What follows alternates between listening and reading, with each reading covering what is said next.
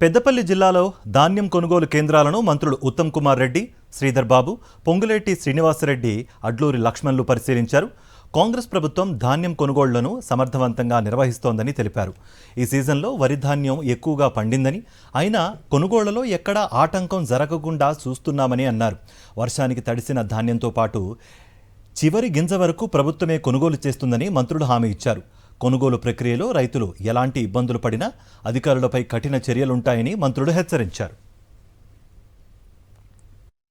ఒక్క గింజ కూడా మేము ఆ రోజు ప్రతిపక్షంలో చెప్పినాం, ఇప్పుడు కూడా చెప్తున్నాం, ఒక్క గింజ కూడా వెనుక తిరగకుండా ప్రభుత్వం సేకరిస్తుందని ఉత్తమ్ కుమార్ రెడ్డి గారు స్వయాన ఈ రోజు మార్కెట్లలో తిరుగుతూ ఉన్నారు.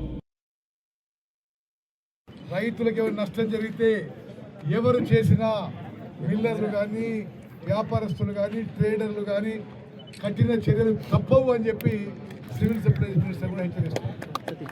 అదేవిధంగా మీడియా మిత్రులకు మనవి చేస్తున్నా, ఏ విధంగానైతే పెద్దపల్లి జిల్లాలో ప్రాంతంలో చాలా సమర్థవంతంగా, చాలా మంచిగా ఈ ప్రొక్యూర్మెంట్, ఈ కొనుగోలు ప్రక్రియ జరుగుతుందో, తెలంగాణ రాష్ట్ర వ్యాప్తంగా కూడా ఈ ప్యాడీ ప్రొక్యూర్మెంట్ ఆపరేషన్, ఈ వడ్ల కొనుగోలు ప్రక్రియ మా కాంగ్రెస్ ప్రభుత్వం, ముఖ్యమంత్రి రేవంత్ రెడ్డి గారి నాయకత్వంలోని కాంగ్రెస్ ప్రభుత్వం చాలా సమర్థవంతంగా నిర్వహిస్తుంది.